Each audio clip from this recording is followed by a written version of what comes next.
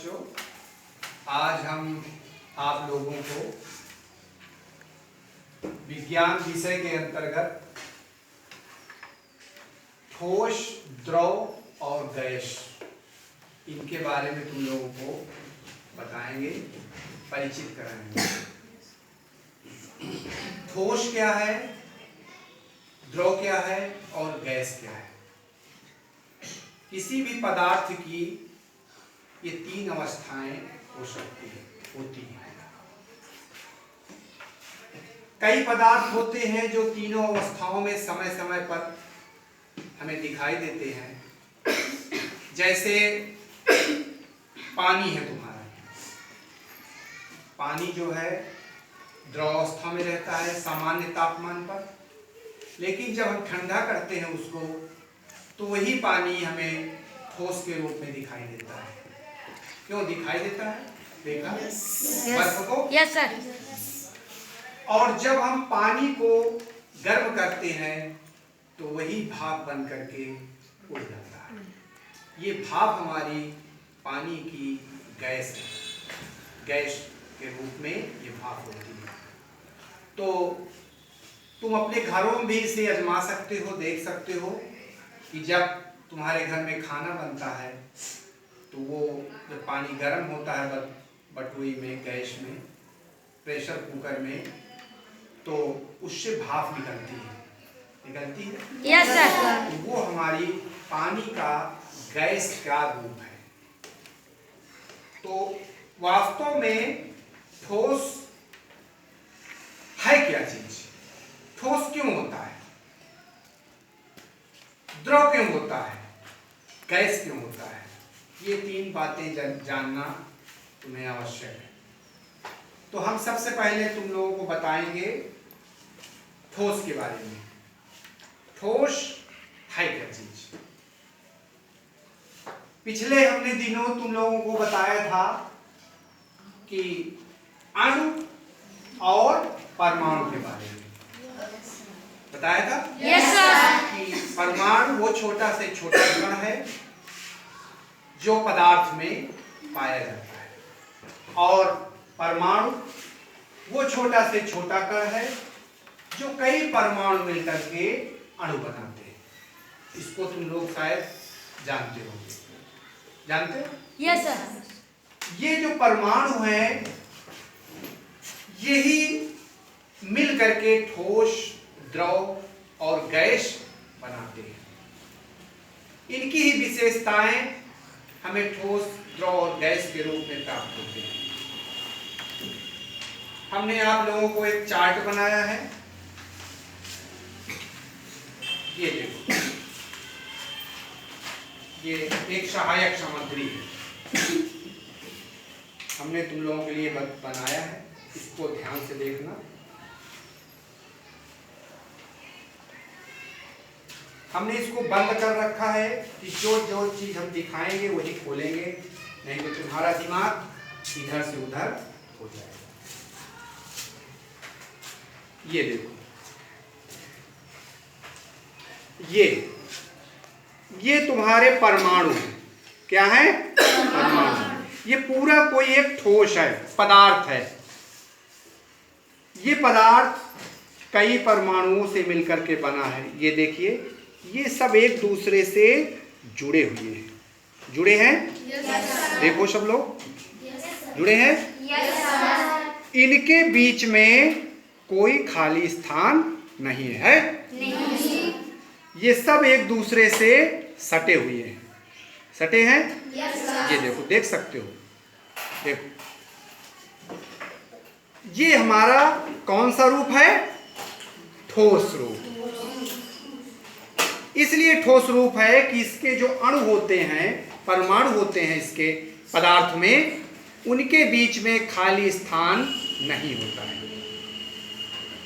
तो वे परमाणु किसी पदार्थ, ठोस पदार्थ की रचना करते हैं, बनाते हैं, जिन्हें हम ठोस कहते हैं। ठोस की विशेषता ये होती है कि वो दबते नहीं। जैसे हमारा पेन है, पेन ये ठोस है हमारा, इसको हम दबाएंगे तो नहीं दबेगा। दबेगा? नहीं दबेगा। लेकिन कुछ ठोस ऐसे भी होते हैं जो दबते भी हैं, लेकिन वो दबने के बाद फिर अपने स्थान पर आ जाते हैं। जैसे हमारा कोई रबड़ है, जैसे रबड़ हम ठोस होता है, खींचते हैं तो बढ़ता है, लेकिन अपने स्थान पर फिर से आ जाता है। आ जाता है? Yes sir. तो वे वस्तुएं जो स्थान घेरती हैं, जो दबती नहीं है या कुछ दब भी जाती हैं, बहती नहीं है, उन्हें हम ठोस कहते हैं। दूसरा आता है हमारा द्रव। ये देखो, ये हमारा द्रव है, ये द्रव के परमाणु है। देखो इसमें अंतर है कुछ? क्या अंतर है? इसमें नीचे वाली जगह खाली है। हाँ, इसमें जगह है खाली है, बीच में ये परमाणुओं के बीच में जगह खाली है, स्थान है इनके बीच में। यही स्थान इनको द्रव का रूप देता है। जो द्रव होते हैं, बहते हैं जो, यही स्थान, क्योंकि इनके बीच में, दो परमाणुओं के बीच में खाली स्थान है। तो ये खाली स्थान हमें द्रव का रूप देता है। द्रव की विशेषता क्या होती है? बहता है। सबसे बड़ी बात है बहता है। अगर वो ढालू जगह में थोड़ा से डाल दो तो वो फिर बहता है। ठीक है? अब जब बहता है तो उसमें किसी भी स्थान को वो घेर सकता है, घेरता है स्थान। किसी भी जगह में डाल दो तो वो घेरता है। ठीक है? जिस लोटे में डालेंगे तो घिर जाएगा, गिलास में हम डालेंगे तो उसी के स्थान ग्रहण कर लेगा। जिस बर्तन में हम डालते हैं उसी बर्तन में वो स्थान ग्रहण कर लेता है। समझ रहे हो? Yes sir. तो ठोस में और द्रव में अंतर समझा तुमने? Yes sir. ठोस स्थान घेरता है, वो जिस बर्तन में डाला जाता है उसका आकार ग्रहण नहीं करता है। समझ रहे हो?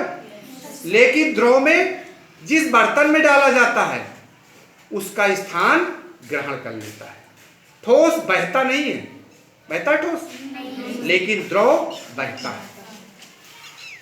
और इनके बीच में ठोस की अपेक्षा ज्यादा स्थान रहता है, इनके परमाणुओं के बीच में रहता है। Yes sir. अब तीसरी अवस्था है गैस की। ये तीसरी अवस्था देखो, गैस की आ गई। ये देखो, इसमें क्या विशेषता है? इसमें कुछ विशेषता है और यस सर। क्या है? इसमें बहुत ज्यादा जगह जगह छोटी है, खाली स्थान है। किसकी अपेक्षा? द्रव की अपेक्षा और ठोस की अपेक्षा ज्यादा स्थान। सबसे अधिक स्थान किसमें है? गैस में।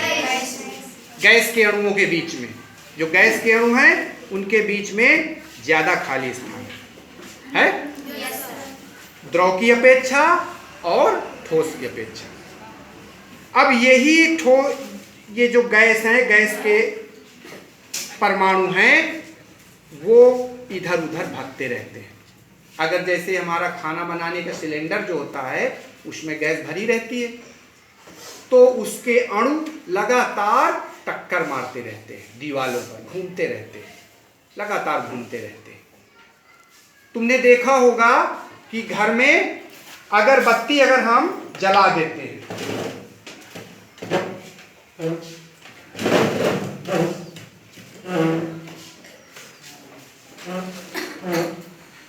जैसे अगरबत्ती हम जलाते हैं तो इसकी महक पूरे घर में फैल जाती है। फैल जाती है? Yes sir. क्यों फैल जाती है? क्योंकि इसके अणु जो होते हैं गैस के, वो पूरे घर में चारों तरफ तेजी से घूमते हैं, तेजी से फैल जाते हैं। इनमें एक गति होती है जिसे हम जिग जैग गति कहते हैं। इधर से उधर ऐसे ऐसे टक्कर दे के दीवारों से सगले पूरे घर में हमको महक समझ में आ जाती है कि अगरबत्ती कहीं पर जल रही है। अब जैसे ये तुम्हारा ये गैस है, ये बैलून है, इसमें देखो गैस भरी हुई है। ये अब ये देखो, अगर हम इसमें गैस भरी हुई है, चारों तरफ टक्कर मार रहे हैं गैस के कि हम किधर से निकलें, दबाव डाल रहे हैं। क्यों? क्योंकि इनके अणुओं के बीच में खाली स्थान बहुत ज्यादा है, जैसा कि तुमने इसमें देखा। Yes sir. लेकिन द्रव में खाली स्थान कम है, इसीलिए द्रव गैस के रूप में नहीं है, बहता है, क्योंकि खाली स्थान गैस की अपेक्षा कम है और ठोस में सबसे कम है, इसीलिए वो बहता भी नहीं है। ना गैस की तरह घूमते हैं इसके अणु और ना पानी की तरह बहते हैं। जिस स्थान में रख दोगे उसी स्थान में ठोस रखा रहेगा, रखा रहता है। Yes sir. तो हम जब गैस को धीरे से कहीं पे छूटने लगती है तो इससे हवा देखो तेजी से निकल गई। Yes sir. क्यों निकल गई? क्योंकि इसने जगह प्राप्त कर ली। लेकिन अगर हम पानी भर दें गिलास में तो वो उड़ेगा? नहीं उड़ेगा। कब उड़ेगा? जब हम उसको गर्म करेंगे।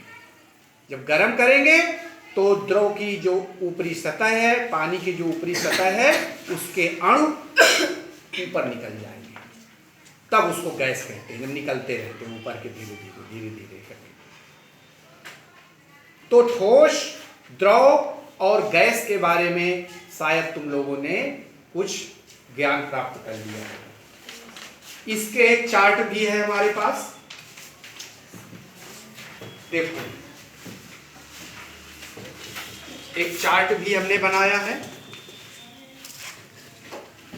इसमें देखो अणु, ये अणु है, ये है स्थायी, इसमें हमने लिखा है स्थायी। स्थायी से मतलब तात्पर्य ये है कि ये अणु एक दूसरे से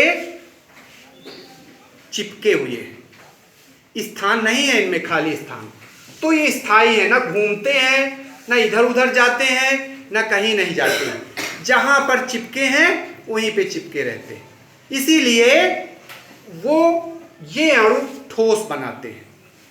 जैसे तुम्हारा बर्फ है, लकड़ी है, लोहा है, पत्थर है, कोयला है, धातुएं हैं, धातु में लोहा, सोना, पीतल, तांबा, ये सब धातुएं, मोम आदि। दूसरा है ये अणु है बहते हैं। ये अणु कैसे बहते हैं? क्यों बहते हैं? क्योंकि इनके परमाणुओं के बीच में ठोस की अपेक्षा अधिक स्थान है स्थान, इसलिए ये बहते हैं। बहते कौन सी चीजें बहती हैं? पानी, दूध, तेल, पिघला मोम आदि। अब देखो यहां पर मोम जब पिघला नहीं है तो ठोस है, लेकिन मोम यहां पर जब पिघलने लगा तो ये द्रव के रूप में हो गया। अगला है अणु है ये, इनमें देखो खाली स्थान ज्यादा है, लगातार गति करते रहते हैं। ये गैस के कण, ये गैस है तीसरी अवस्था, तो ये लगातार गति करते रहते हैं, घूमते रहते हैं, जहां पर भी रहेंगे घूमते रहेंगे।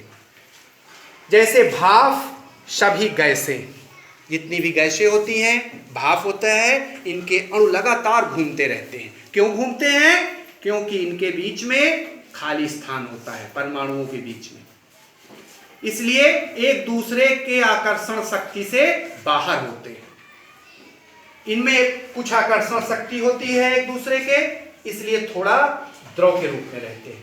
इनमें चिपके रहते हैं, आकर्षण शक्ति नहीं होती, एक दूसरे टाइट बंधे रहते हैं, ये बीच कस के, इनके बीच में बल लगा रहता है, बहुत ताकतवर बल लगा रहता है। इसीलिए ठोस को गर्म करने पर द्रव बन जाता है। जब ठोस को हम कस के गर्म करेंगे तब ये हटेंगे, दूर होंगे इस तरह से, और जब हम गर्म करेंगे तो गैस के रूप में बन जाते हैं। कोई भी ठोस हम गैस के रूप में बदल सकते हैं गर्म करके। जैसे तुम्हारा लोहा है, इसको हम ठोस है गर्म करेंगे तो पिघल जाता है, पिघल जाता है। और अगर और गर्म करेंगे तो गैस के रूप में बन के उड़ जाएगा, लोहा भी उड़ जाएगा। इतना हम गर्म करेंगे, समझ गए? तो तुम लोगों ने बच्चों आज ठोस, द्रव और गैस के बारे में ज्ञान प्राप्त कर लिया होगा। कर लिया है कुछ? अच्छा, ठीक, थैंक यू।